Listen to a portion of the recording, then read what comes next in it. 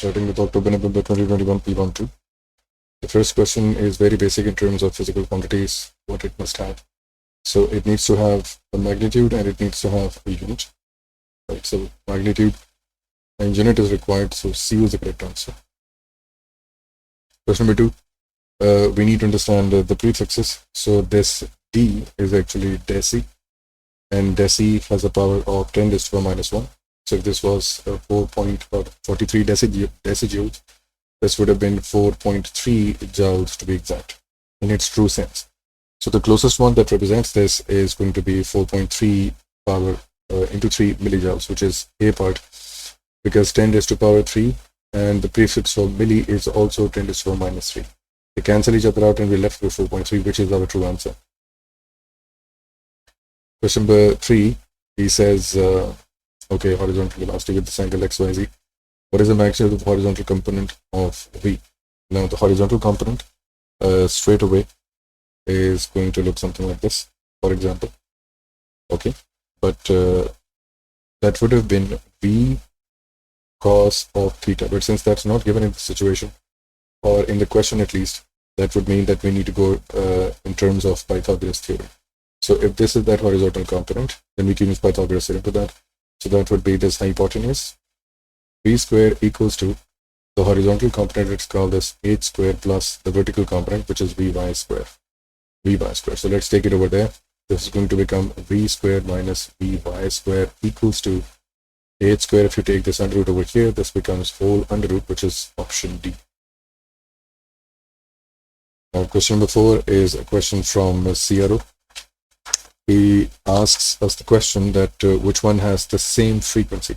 So to find the same frequency, we need to count the number of boxes for the time at least. We can see that one wave is being covered in these 4 boxes. So this time base will be multiplied by 4. So the time period in this case will come out as 0.08 seconds. So if I use the formula F equals to 1 over T, I will get the same answer for this. So I don't need to calculate the frequency.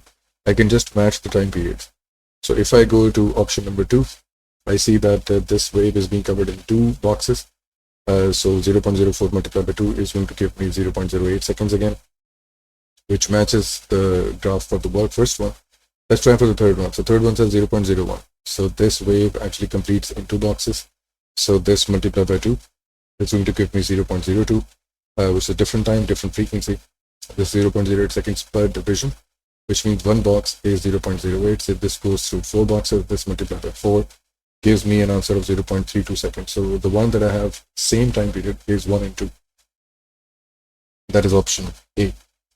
Question 5 is from the uncertainty principle and the percentage uncertainty. Let's see how we calculate this. So he uses this formula, okay. He wants to find the percentage uncertainty in G. So let's make G the subject of the formula.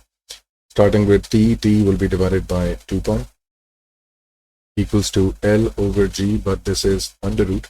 So if you take the square root on both sides, if you transfer the square on both sides, this actually becomes like this. So this is going to become whole square divided by, and let's take G on the other side. So G is equal to 4 pi square L divided by T square. Now this is a constant, so what we are left with is G being equal to, or being proportional to at least G divided by T square. So the delta function will become change in G divided by G is equal to change in L divided by L plus 2 into delta T divided by T. This is what the answer for G will, or the error function will look like.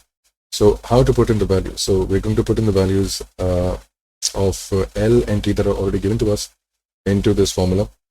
So what do we have? This is delta L, this is L, this is delta T, this is T. So let's put in the formula. So this will be 0.001 divided by 0.42 plus 2 multiplied by 0.1 divided by 1.3. Why did we add 2? Because T has a power of 2. It's a square.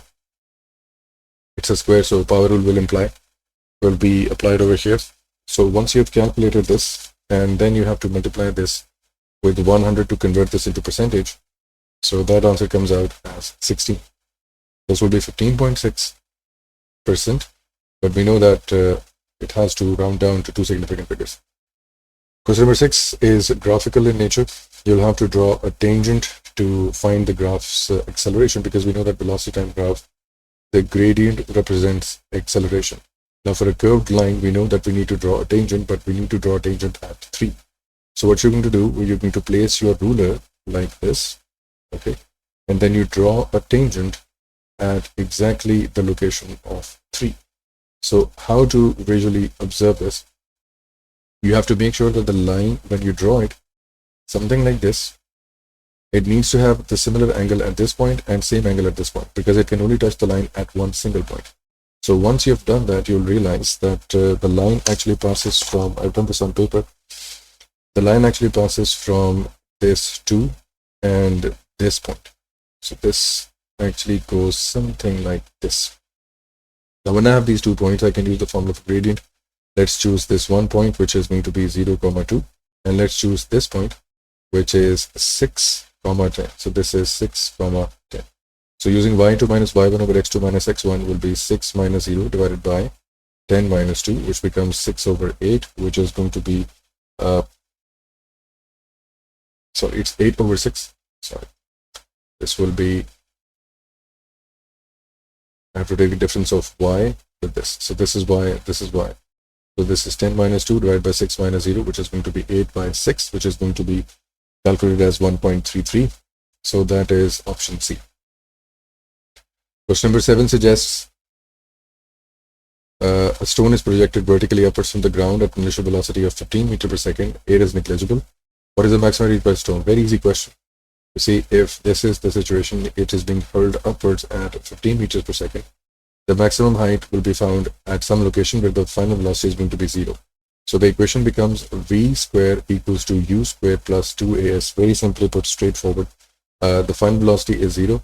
The initial velocity is 15 square plus 2 into negative 9.81 into s. Although we understand that gravity is acting against it, we can just simply assume it to be positive to make things simple. But if you want to use this equation, when you bring this over here, this will add a negative sign, this negative and that negative gets cancelled out, and algebraically speaking, you're going to end up with this equation, which is going to be 15 squared divided by 2 into 9.81. Once you solve this, your answer will be 11.47, which is going to be option B, or the closest answer. What is meant by the mass of an object? Mass is to resist the change in motion. Very straightforward. This is a part of the definition. This is inertia of the object. The rest of the options don't show that. Okay. All right. So question number 9. He says that there is a projectile. So this is a terminal velocity case. We have 2 parachutes. The parachute X has a mass of 2m, and it has a mass of m. If you read the question, the mass is m and it experiences drag d. Over here, the mass is 2m and it eventually experiences a drag of 2d, or twice the drag. And we want to compare the acceleration. So what will be the resultant case? That will be F equals to ma. So mass is being pulled by the weight. As weight, mg minus drag equals to ma. So acceleration is equal to mg minus d divided by m. So let's do this for the second case. So we have 2mg weight minus 2 times the drag equals to the mass of the system itself, which is 2m into acceleration. We can see that the factor of 2 will get cancelled out from the whole equation out as a common. So this comes out as mg minus d divided by m equals to a. So they are exactly the same expression in both cases. So the acceleration is as similar as for both of the objects. And since they're moving at terminal velocity, we can assume that at a certain point, neither parachute reaches terminal velocity, which means that this action is still in place. This is still happening. Otherwise, both forces would have become equal. This is the relative speed case, or relative speed of approach is equal to relative speed of separation. And he says which one of them is perfectly elastic. We don't need to check option A and B to begin with, because we have understood, or at least we have developed this trick, that when the objects join together and then move to a certain direction, this collision is always inelastic. So I'm not even going to try to apply this rule for the first 2 options. I'm going to save time and apply this for C and D. Let's see what's happening. So they are moving in the opposite direction. So I will simply add the velocities as 3 meters per second. Again, they are moving at different velocities, different directions. So I will add their velocities vectorially speaking. So this will become 2 plus 3, which is 5 meters per second. For an elastic collision, they should be same. So C is also rejected, but let's solve D for this matter. Since they're moving in the same direction, I will subtract their velocities. You see, when they're moving in same direction, which means that they're moving towards each other, opposite direction, when they're moving towards each other, they are added together. Even here, this is left and this is right. These are called as opposite direction. Their speeds will be added together. Over here in option D, they're moving collectively in a single direction. So their relative speed will be subtracted. So this is going to be 3 meters per second, 4 minus 1. And this is again in the same direction. So their speeds will be subtracted. So this is again 3 meters per second. So option D is the right answer. In relative speed rule, we don't have to look at the direction for the sake of sign language, for example. For the sake of sign, for example, if this is moving towards the right, so we will not add the positive sign. With this case, if this is moving towards the left, we will not add the negative sign with the velocity. We just look at their velocities and decide whether we're going to add them or subtract them based on this idea. Where are they going? So if they're moving in the same direction, let's call this V and let's call this U, they will be added, they will be subtracted. Simple as that. And same idea applies for that case as well. Like for example, if they were moving towards the left, but since both are moving in the same direction, they will be subtracted. But how to decide what is going to be subtracted from which one? So the one that is leading should be moving faster, for example, then this should be U minus V. And in this case, this will be faster so that they don't collide again or they don't embed themselves like this case again. So this will be V minus U.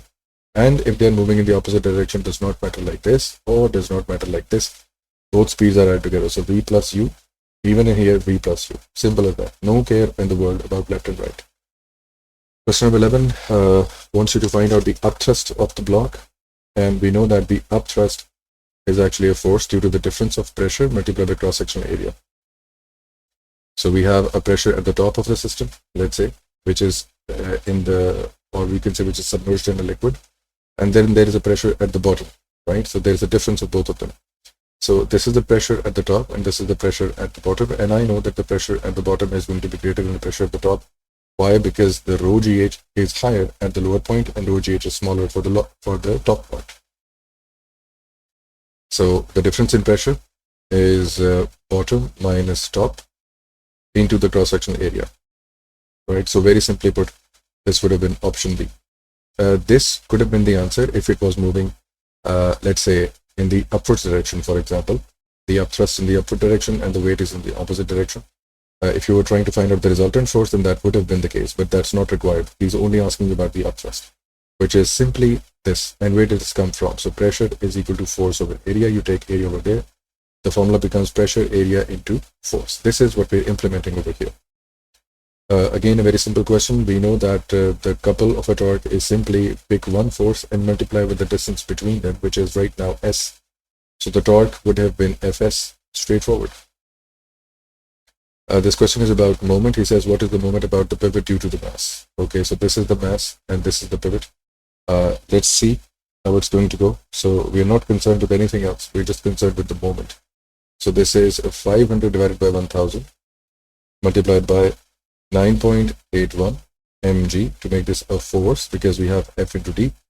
And then this is 1.25 as the distance from this point to this point. We are always concerned with the distance taken from the pivot and not somewhere else.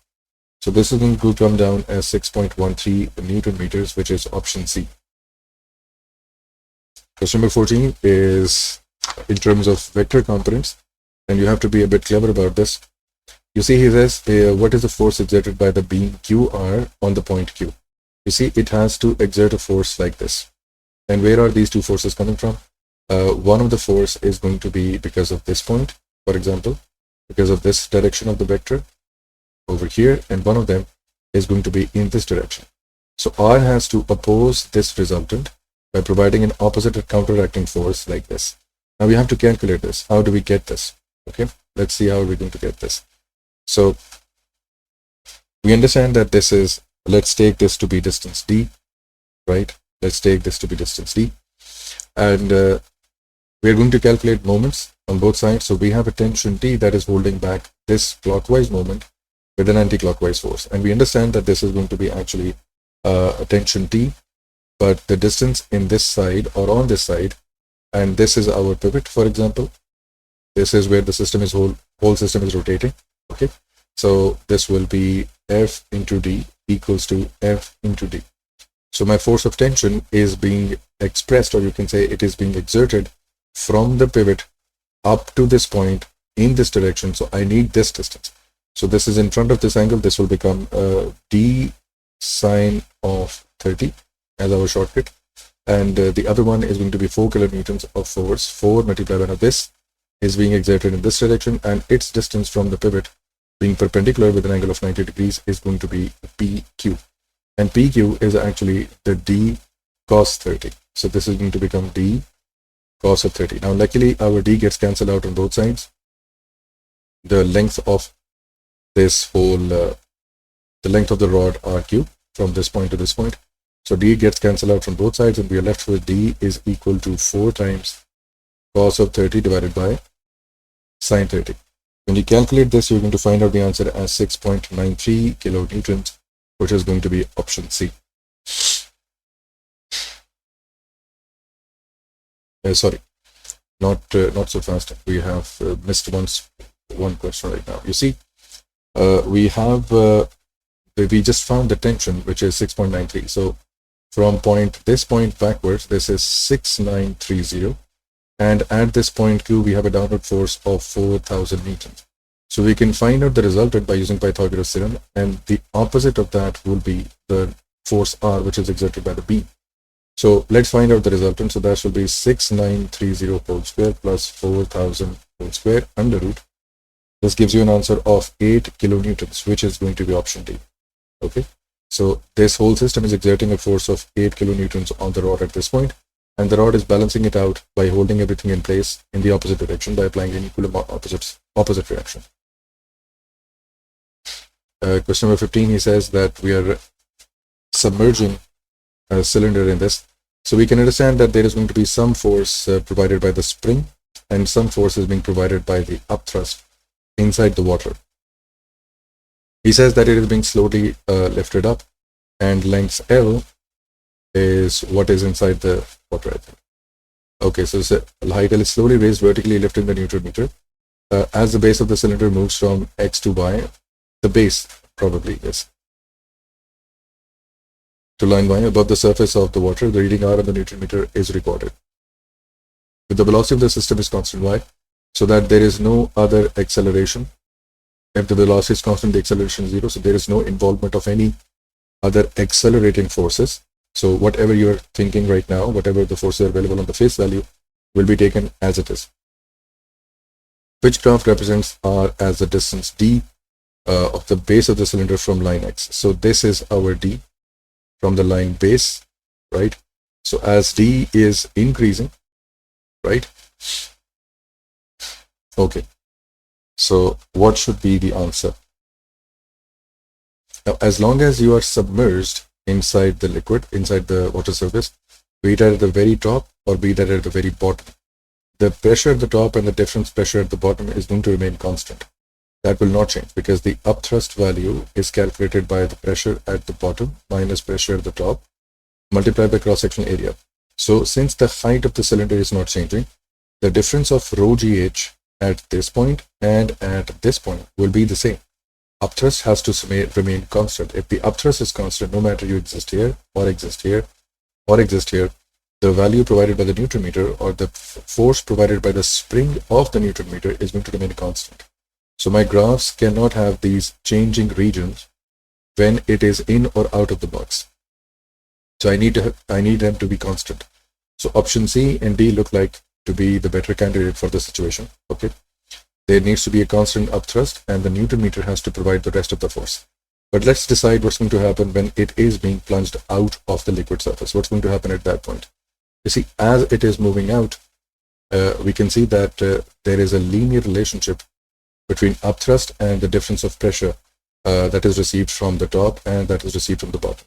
Since this is a linear relationship, there should be a straight line in this region and not a curved line. So I'm rejecting this option D and selecting option C.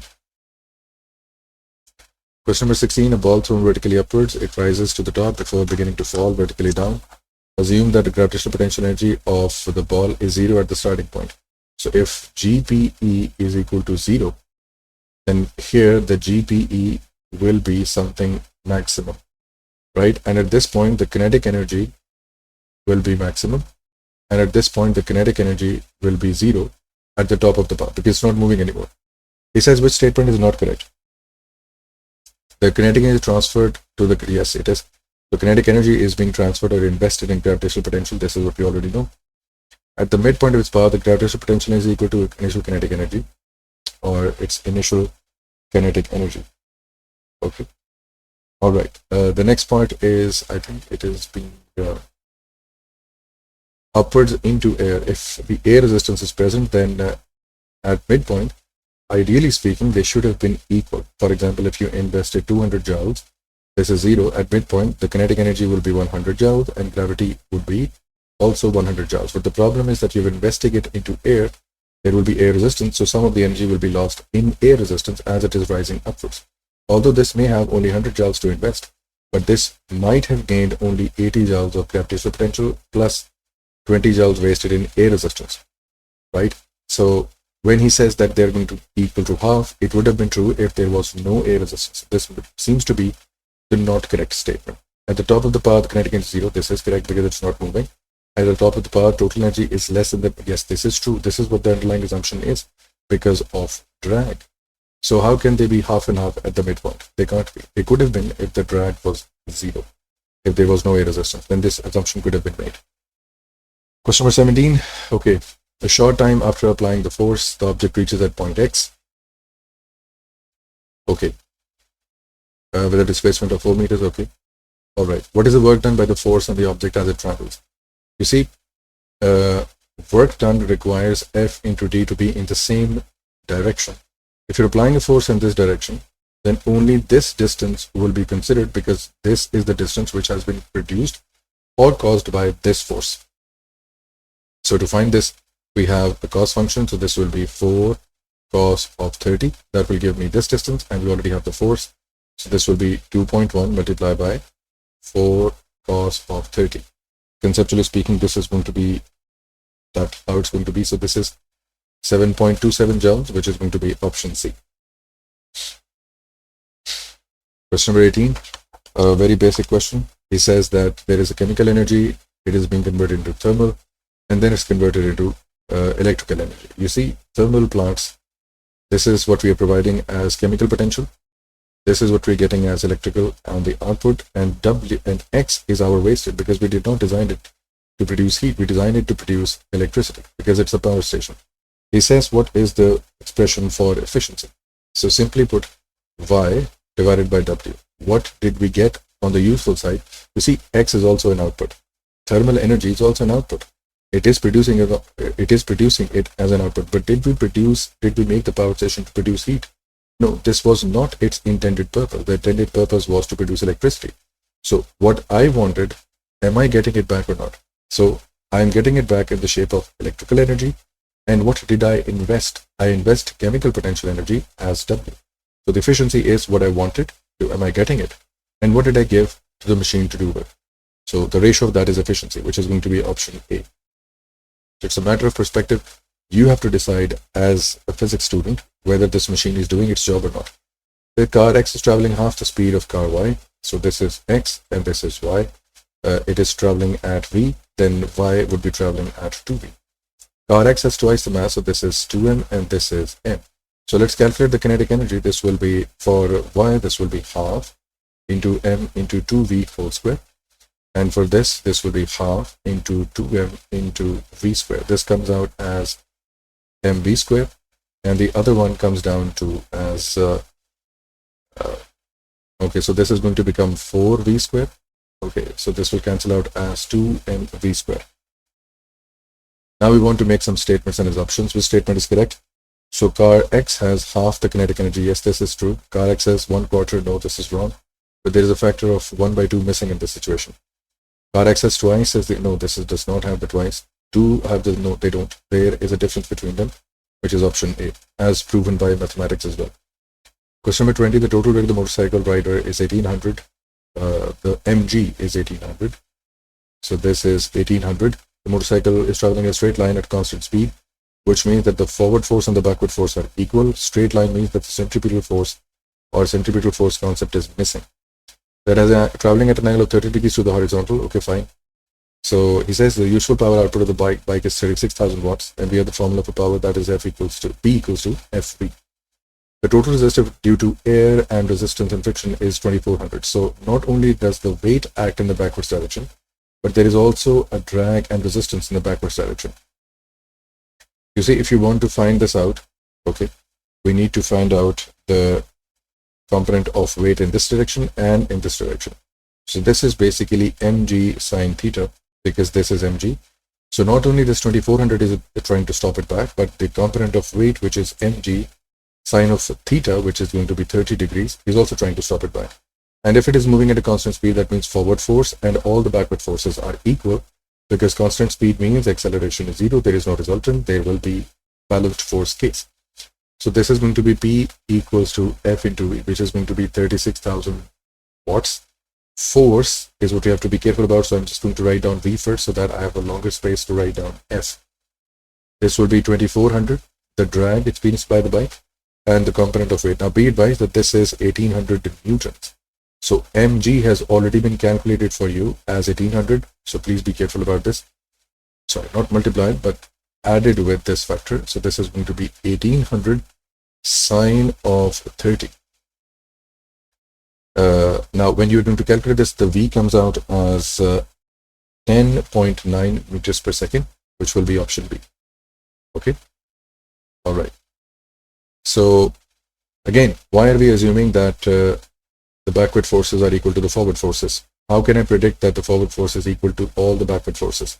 Because I know it's moving at a constant speed, which means that according to F equals to ma, the pulling force provided by the bike minus all the drag forces plus the weight component, they're acting against it, is equal to ma. And if this becomes 0, this brought to over this side, this becomes the engine power is equal to drag plus the component of weight. Both are equal, that's why there is no acceleration. So that's why even if you find out what's holding it back, what's trying to stop this object from going any further or accelerating, we can predict what the forward force must look like. It must be equal to the backward force, because it's not speeding up, it's not accelerating. Question number 21 is interesting. We will learn a technique to solve such questions, and there will be, I hope that it won't be a problem for you anymore. So 3 springs are held vertically, okay, fine. It says spring P, Q are identical and each have a spring constant of K. Okay, fine. Spring R has a constant of 3K. So F equals to Kx. This is the expression that we have. All right. So what is the increase in overall length of the arrangement if a force W is applied as shown? You see, to solve this question, you can start with the reference case that if you had a simple spring, you applied a weight W, that would lead to an extension of X. Let it be X. So if W causes an extension of X, then the spring constant is actually K. Everything is in unitary analysis. This is 1, this is 1, and this is 1. What will happen if you apply this weight in this configuration? You see, this weight will be divided by 2 in both of these cases, because both of them are going to share this. So according to the Hooke's law, if you decrease the force by any amount, the extension is also going to decrease. So I can predict at this location that the extension experienced by them will be X by 2, and this is also X by 2. But since they are moving collectively downwards, I can say that the total extension observed in this region is X by 2. Let's move on to the next point. You see, if you are applying a force of weight W, the extension should be X. But since the spring constant is 3 times higher, if I look at this, W equals to Kx, then if the spring constant is 3 times, that means the spring is stiff 3 times. It's going to be difficult to stretch, at least 3 times more difficult than the symbol P and Q that are linked over here. So if it is 3 times more stiff, then it will experience a 3 times lesser extension. Now notice what we've done here. I've deliberately done this so that X by 3 and this 3 gets cancelled out, and we are left with this expression, the standard expression that we started with, that W should be equal to Kx if this was a single spring or any standard spring, right? So at this point, we understand that since the spring is 3 times more difficult to stretch, the extension should be 3 times less. So in this region, I'm expecting an extension of x by 3. So from this point to this point, the total extension will be simply added together. So we get x by 2 plus x by 3. When you solve this, we get 5 by 6e. And if we go back to this standard case, which was w equals to kx, then that would be w equals to kx. Let's take k over there. This becomes w by k equals to extension. So I can write down w by k in place of this e extension, which is going to be 5 by 6 w by k, which is option A. So whenever you encounter this question, always make an assumed case, a standard assumed case, and then start comparing it with the rest of the situation. We move on to question number 22. We have a fixed point, okay, mass, then there is a strain energy, okay, fine. He says what is represented by the shaded area under the graph. So stress, if you're trying to find out the area, how are you going to find it out? So this is going to be 1/2 stress into strain, right? So stress has a formula of force over area and strain has a formula of x over L. So what does that become? Half into fx over AL, right? So this is what we're looking for. So this is going to be fx over AL, okay? So what does this fx look like? This is actually work done or force into distance. So I can assume this as work done, or at least energy, joules. And AL looks like the volume as a cross-section area. This is the cross-section area, and this is the length. So if you multiply them, that gives us the volume. So let's look at what option is going to be the closest possible with this one. So option D looks like the correct answer, as the upper numerator has energy, which is F into D, and primarily 1/2 F into D. And the lower part has AL in our calculation, right? So this is the volume. So this is what the shaded area actually represents, energy per unit volume.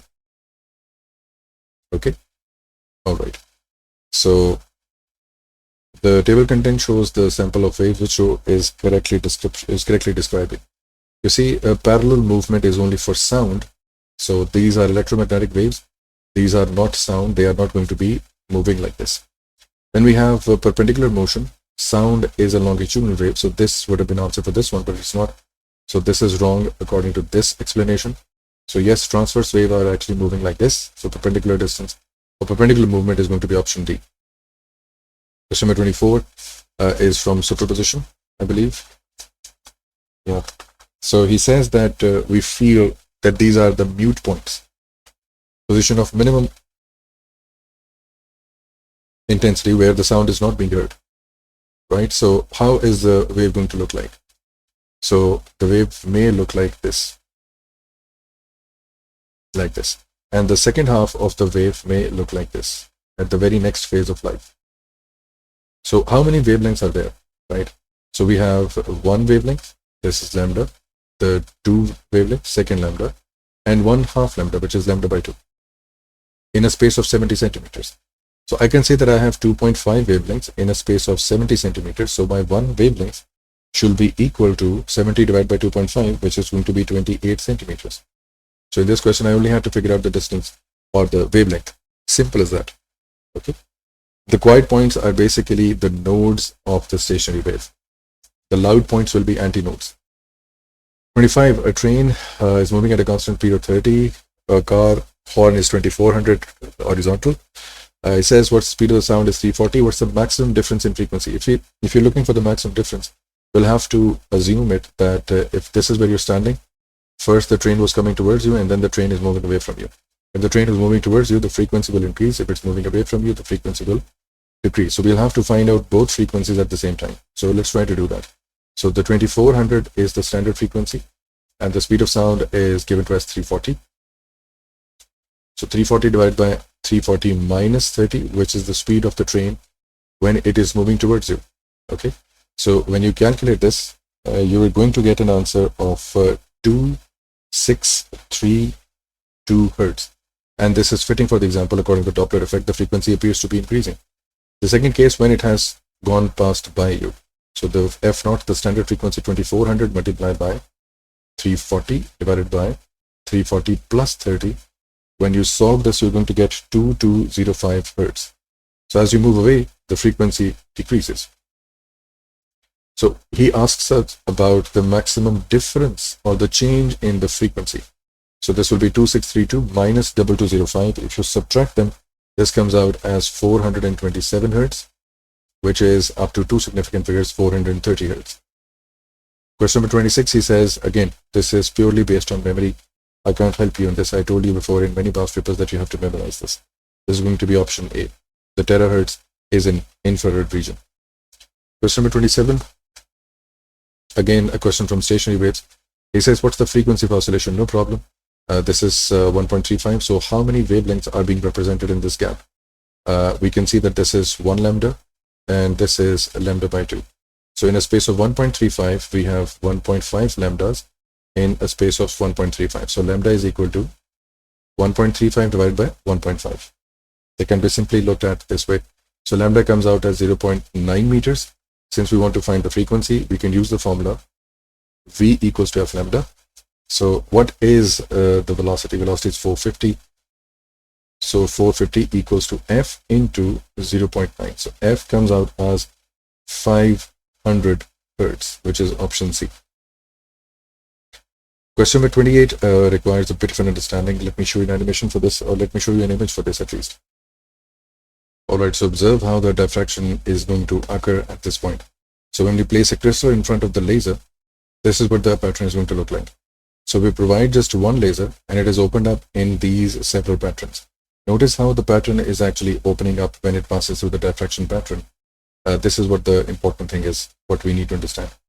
You see, we provided a laser from this point, okay? And after passing through the crystal, it has opened up like this. It is spreading out like this. So after passing through the narrow gap, I can see on the screen, this is what the pattern is going to look like in this way. And we can observe it in this direction as well, right? So if I compare this with the image given in the question, you can see that very clearly that it is going to look something like option B, that you provide light, you provide laser, and the screen placed right in front of this in that position would actually produce a pattern like this. So white light, or whatever that light is right now, is going to spread out like this, in this manner. Okay, and we can see this in animation as well, like this one. Okay, let me show this animation. Let this run for a bit. You can see the screen is being brought closer, the screen is being taken away. So the pattern is, this is how the pattern actually is observed by us. I can also show you what happens with different colors. This is what's happening with different colors. The angle changes. This is what we discussed in previous cases as well, that the formula for n lambda equals to d sine theta. When lambda is higher, for the red light, the theta will be higher. That's why when you disperse white light through the diffraction grating crystal, you see violet first and then you see red, because the angle of violet in comparison to the center is going to be smaller, because the wavelength of violet is less. The angle of violet's deflection will also be less.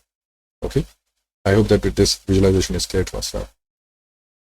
Question number 29, he says there is an interference pattern, a pattern where the minima has fixed point, where the displacement is 0 at all times. We understand that as well. Which statement describes the two waves? Interference pattern, the pattern has minima at fixed points where the displacement is 0. So this interference pattern can only happen when the waves are at least coherent. And if you want to observe exactly 0 displacement, then most definitely, if one of the wave has an amplitude of A, then the other also needs to have an amplitude of A. Only then they can cancel each other out completely. So 0 displacement means that their amplitude should be the same. So same amplitude, same amplitude, same amplitude, same amplitude is a part of every option. So this is not going to be the deciding factor. It's not helping me to eliminate any options. When I look at coherent, I understand that coherent is actually a constant phase difference, or a 0 phase difference. This is what coherence means. And yes, coherence is required for the interference pattern to be observed. These must be coherent. Okay, they must be coherent, but not necessarily. No, this is what I can't do. I need same amplitude for 0 displacement. So this is, one condition is correct, the other one is wrong. Must be same amplitude, yes. Not necessarily, no. I need coherence. They must not be coherent. This is wrong. They must be coherent, and the same amplitude is a good condition. So the only two conditions which are being met for my situation is option A. Question number 30, a very straightforward question for diffraction crystal. We have the formula as n lambda equals to d sine theta. Now he's asking me about the number of lines per meter. This is actually the d. So this is second order diffraction. So my n is going to be 2. Wavelength is given to me as 5.5 into 10 raised to the power minus 7 equals to d is what I want to find out, and sine theta. How to choose sine theta? We've discussed this in class as well. This is the trick what the examiner uses. This is the center line, which is 0. Angle is always taken from the center line. So this is going to be split in half. So this will be sine of 40 degrees, right? When you calculate d for the first time, this is going to be 1.7 into 10 raised to the power minus 6. But that is minus 6 meters, which means that for per meter calculation, I need to visualize it in this way, that if I had the crystal was of 1 meter width, then this one tiny gap is 1.7 minus 6. So I have to analyze it this way, the gap versus length. So one gap was producing, let's say, 1.7 into 10 raised to the power minus 6 meters, which is this one. How many gaps, how many lines will produce a length of 1 meter? Simply. Or if you have already figured it out, you just have to take the reciprocal of this number to find out the number of lines. But anyways, we are doing it with the ratio method to make more sense. So we make this cross multiplication, and x comes out as 5.84 into 10 raised to the power 5 lines per meter, right? So I need to make this many number of lines, approximately 58,000 lines in a distance of 1 meter. Then I will get a gap of 1.7 power minus 6. Okay, so this is going to be option A. 31 is not a part of your course anymore. And even if it was, it would have been option A, as we know that positive charge is release, or the electric field is outwards, and for the negative charge, it is pointing inwards. Although it's not a part of your course. Question number 32 is also part of your, is also not a part of your course. If you want to discuss this, I'm going to briefly discuss that this is positive voltage, this is a proton, and protons, of course, if reaches this point, is going to observe an opposition from this plate. So if it is released at a speed, it will start decelerating because it is experiencing a force from this positively charged plate. Opposite plates or charges repel each other, so its speed is going to decrease, so the speed decreases or it decelerates. Although this is not a part of your A-levels course anymore. Question number 33, description of 1 coulomb. So this is I equals to Q divided by T, and Q is equal to IT. Let's see what the description closest matches this. The electric charge of 1 electron. Now this is not necessarily what it means. The electric charge transferred by current 1 ampere 1 second. Yes, coulomb is a unit for charge. And to define units in physics, remember, you put everything 1 in the formula. 1 ampere into 1 second. When you do this, you are defining a unit, not the charge itself, right? Okay, this applies everywhere. This simply applies as F equals to ma as well. In a mass of 1 kg, if 1 Newton resultant is produced, or 1 Newton resultant is provided, it will experience an acceleration of 1 meters per second square. So this is how you define units. Okay. All right. So this, we were not defining force here. We were defining Newton over here. If I wanted to define pascals, for example, so the pressure formula is force over area. I know that Pascal is unit for pressure. So how will I define this? If 1 Newton of force is exerted on an area of 1 meter square, then the pressure is going to be 1 Pascal. So we just simply put everything 1 in the formula and you get your answer. So this is going to be option B. So even while I'm solving questions, I'm teaching you side pointers as well. Question number 34. He says, which change occurs, or what change occurs if 5 ohm resistor replaced with 50 ohms? So I'm changing this from 5 to 50. First, it was 5 internal, 5 external. So this is a series circuit, so the voltage is going to be divided between 5 volts here and 5 volts on the outer side to this resistor. But when you replace this, the voltage divider rule actually dictates this policy. I can simply use a voltage divider for both of them. So 50 divided by 55, which is the total resistance of the circuit, multiplied by 10 volts, which were being divided. I can see that very clearly that previously it was 5 volts, and now this time around it is much more larger. It is approximately 10 times larger, right? So its voltage is going to increase this time around. So this is what the option is going to be. The current in the coil increases. No, the current is going to decrease. Why? Because the formula is V equals to IR. The EMF is 10, which was available to us. The current is what we don't know, but the resistance is now 55. Previously, the current was V equals to IR, 10 equals to I into the resistance was 5 plus 5, 10, which was 1 ampere of current. Now, the current is going to decrease because we are dividing 10 with a larger number, so the value of I is going to decrease. This is wrong. Part C is the power dissipated, the internal resistance of the battery increases. No, it receives less voltage, so its power consumption will decrease. The total power dissipated circuit increases. No, it remains the same in any way possible because the battery can only provide so much. You cannot extract more power from the battery as much as it can provide. It can decrease, but it cannot increase based on what voltage is across the internal and external resistors and how much energy is being lost in the transmission wires, right? So only option is B, potential across the load increases. This is what we predicted from the very beginning, that due to the voltage divider rule, the voltage is going to appear more across this external resistor. Question number 35 is based on memory. We understand that this is, before even starting the question, we understand that this is the graph of a diode. This is for any resistor that follows Ohm's law. And for that, what he generally tricks you into, or what he tells you as a trick, is that it is moving, or it is actually having constant temperature. The temperature is not changing, via a resistor whose temperature is constant. So, okay, fine, Ohm's law will be followed. And in this case, I can see that the increasing voltage is not translating into higher current. So this is most likely going to be a filament lamp. Very straightforward, done questions. So the closest possible option is option B. You see, he mentioned the constant temperature. This is what I was talking about. When he has to invoke Ohm's law, and he wants to say that everything is going to, it's going to make a straight line, he talks about a constant temperature. That's an ohmic conductor. It follows Ohm's law, and the resistance is not changing because the temperature is constant. So yes, this is going to be Y. Okay. Then we semiconductor diode. Yes, that would have been this graph X.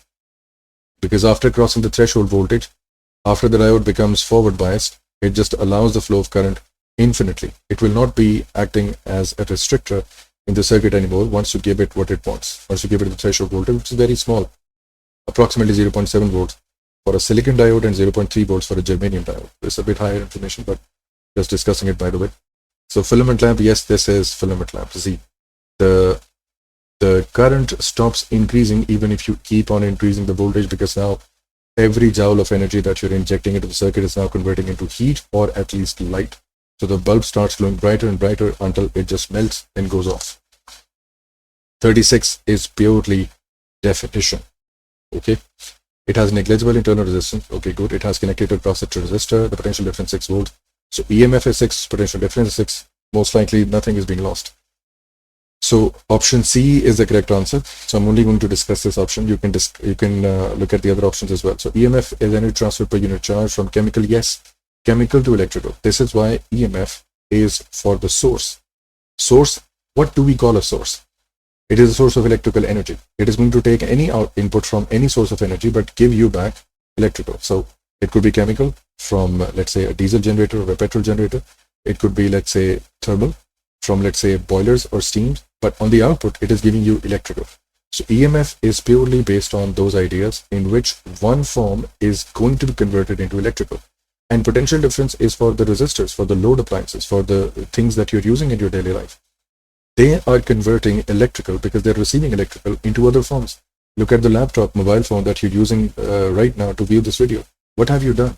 You've stored electrical energy in the respective battery, or you are using electrical energy right now and then converting into other formats. You're viewing the screen, it is converting into light. You are using processes data, so it's converting into electrical or other heat formats as well. The mobile phone or the laptop is heating up. It's converting into thermal as well. So you provide electrical and that gets converted into something else. That is potential difference. If you measure the potential difference of such an appliance that receives electrical and converts into something else, that is potential difference. Basic difference. So this is option C. Question number 37. And why is he talking about unit charge energy? Because we know that voltage is equal to work done by charge. So this is the energy investment per packet of electron. Okay, that's why he's using per in this statement. 37.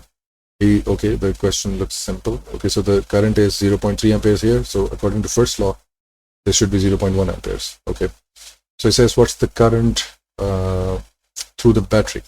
So the current is going to be, okay, what is the current through the other resistor? Okay, so other resistor, this is going to be 0.1, 0.1.